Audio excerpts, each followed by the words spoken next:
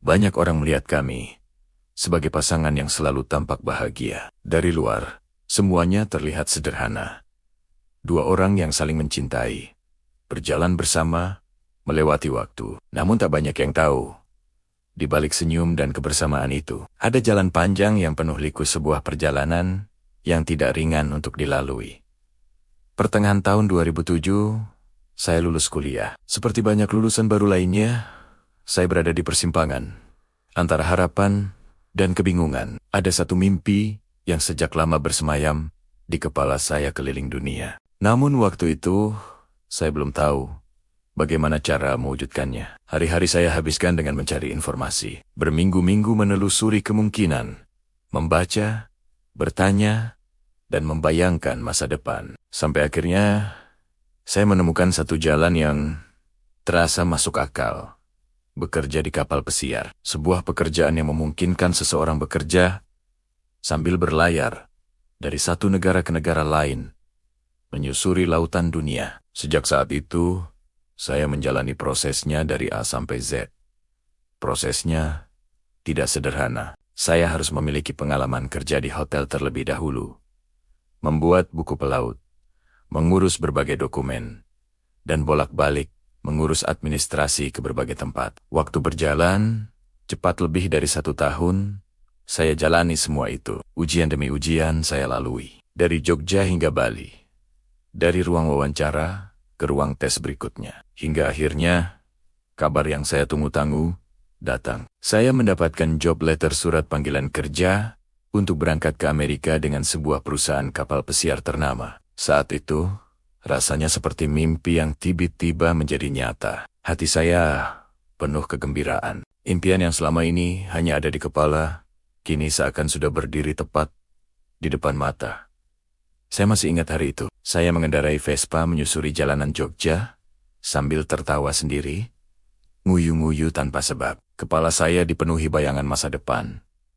Bekerja sambil keliling dunia, melihat negara-negara yang sebelumnya hanya ada di peta. Dan suatu hari, pulang dengan cukup uang untuk membangun kos-kosan di Jogja.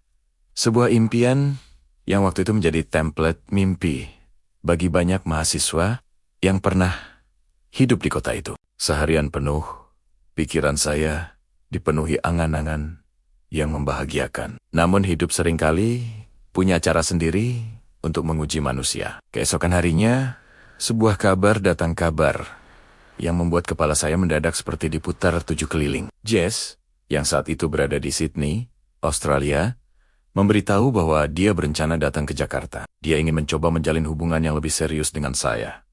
Sambil bekerja di sana, benih-benih cinta di antara kami memang sudah ada sejak lama. Namun jarak, waktu dan mimpi masing-masing membuat semuanya terasa hampir mustahil.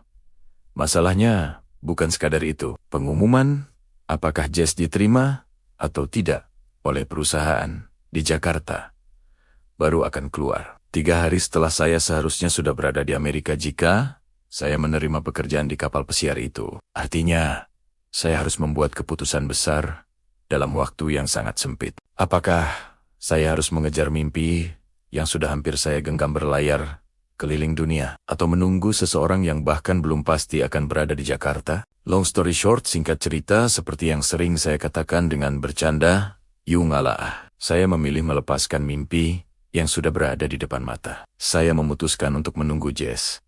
Sebuah keputusan yang, kalau dipikir-pikir, sekarang mungkin termasuk salah satu keputusan paling gila yang pernah saya buat dalam hidup. Karena saat itu, tidak ada satupun kepastian. Bahkan, jika Jess diterima bekerja di Jakarta pun, belum tentu hubungan kami berjalan sesuai harapan. Belum lagi perbedaan agama, masa depan pekerjaan saya di Jakarta, dan banyak sekali kemungkinan lain yang membuat kepala saya semakin penuh tanda tanya. Jujur saja, waktu itu saya benar-benar mumet.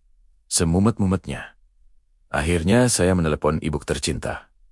Kami berbicara panjang malam itu. Saya masih ingat kota beliau yang sederhana, namun menancap dalam hati seperti petir yang menyambar tenang. Ndak apa-apa, Cung. Pekerjaan, karier, uang, semua itu bisa dicari lagi. Tapi pasangan hidup belum tentu datang 2 kali. Bisa jadi, Jess adalah pasangan hidupmu kelak.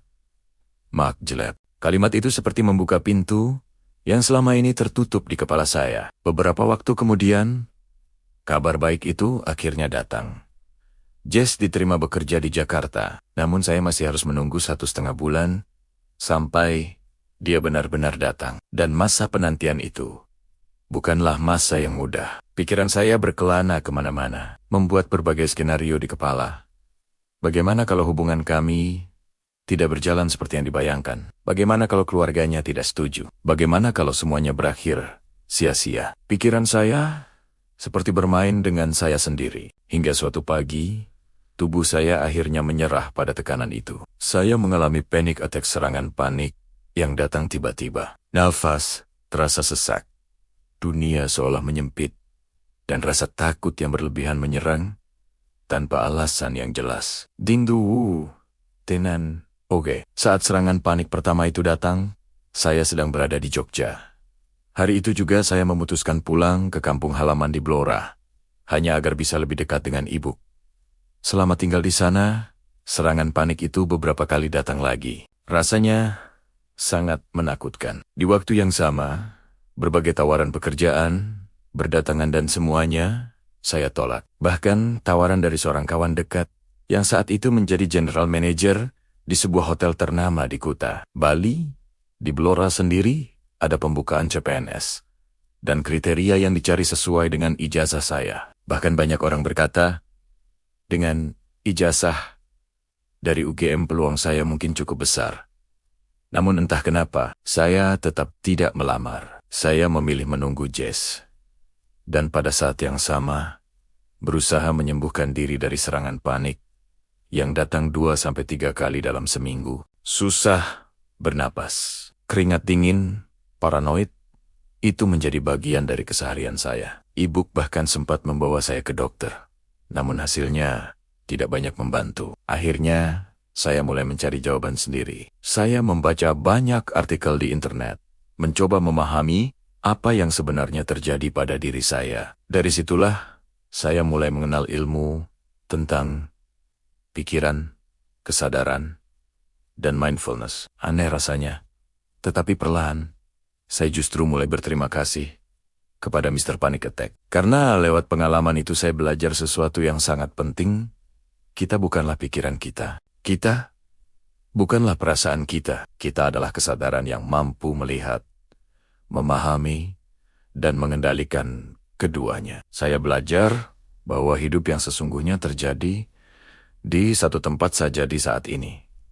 Di detik ini, sejak saat itu, serangan panik semakin jarang datang. Dan kalaupun datang, saya sudah tahu cara menghadapinya. Kalau saya mulai bercerita tentang mindfulness, meditasi, dan ilmu pikiran, mungkin ceritanya bisa sangat panjang. Mungkin lain waktu, saya akan menuliskannya lagi.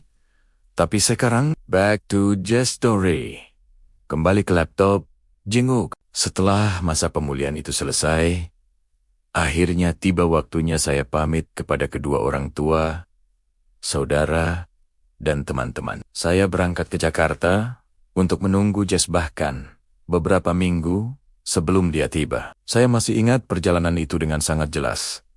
Saya naik kereta ekonomi dari stasiun Lempuyangan. Waktu itu, kondisi perkereta apian Indonesia belum seperti sekarang. Meski sudah membeli tiket, saya tetap tidak kebagian tempat duduk. Gerbong penuh sesak. Saya duduk di lantai beralaskan koran, lalu bergeser lagi, sampai akhirnya duduk di sambungan antar gerbong, tempat yang sebenarnya cukup berbahaya. Setiap kali kereta berhenti di stasiun, sambungan besi antar gerbong itu akan saling mendekat. Karena rem kereta, kalau tidak sigap menghindar, pantat atau kaki bisa saja terjepit. Bayangkan saja. Akhirnya saya menyerah dan masuk ke dalam gerbong. Satu-satunya tempat kosong yang tersisa adalah di depan WC. Ya sudah, saya duduk di situ. Bau pesing harus bergeser setiap kali orang lewat untuk ke toilet. Jindu, ul, maneh. Sesampainya di Jakarta, saya langsung menuju rumah paman di Bekasi. Kalau tidak salah, di daerah Keranggan. Pekayon. Beliau tinggal di sebuah gudang kosong yang menyimpan tobang-tobang gas LPG. Tempatnya agak terasa angker. Jujur saja, jingguk maneh. Hidup saya waktu itu sangat sederhana. Makan nasi dan daun singkong yang langsung dimasak di mejikom. Lauknya tempe atau telur dari warung sebelah. Minumnya lumayan mewah. Air kelapa muda dari kebun hasil manjat sendiri. Hampir setiap hari begitu. Beberapa minggu kemudian, akhirnya hari yang saya tunggu-tunggu datang juga. Jess terbang dari Sydney ke Jakarta untuk tinggal selama 1 tahun. Dia dijemput oleh pihak hotel tempatnya bekerja dan langsung mengikuti acara bersama rombongan dari Australia di daerah Jakarta Selatan. Setelah acara selesai, kami saling berkirim SMS. Kami sepakat bertemu. Saat itu perasaan saya campur aduk seperti permen neno-neno. Sudah hampir setahun kami tidak bertemu. Dan perjalanan menuju pertemuan itu penuh dengan cerita yang bahkan Jess sendiri belum tahu. Akhirnya kami bertemu. Saya sudah lupa nama tempatnya. Tapi satu hal yang masih sangat jelas dalam ingatan saya. Jess terlihat sedikit lebih kurus dari yang dulu saya kenal di Jogja. Begitu melihat saya, dia berlari dan memeluk saya dengan sangat erat. Pada saat itu, semua perasaan khawatir, gugup, haru, bahagia, dan lega melebur menjadi satu. Sebuah perasaan yang bahkan sampai hari ini rasanya sulit dijelaskan dengan kata-kata. Foto di bawah ini diambil saat Jess pernah mengunjungi gudang LPG, tempat saya tinggal selama beberapa bulan itu. Hampir setiap akhir pekan, dia datang ke sana. Sebelum akhirnya, saya pindah ngekos di daerah Pondok Labu. Sementara Jess tinggal di Jalan Lebak Bulus 2, Jakarta Selatan. Dari sanalah cerita panjang kami, banner-banner, dimulai.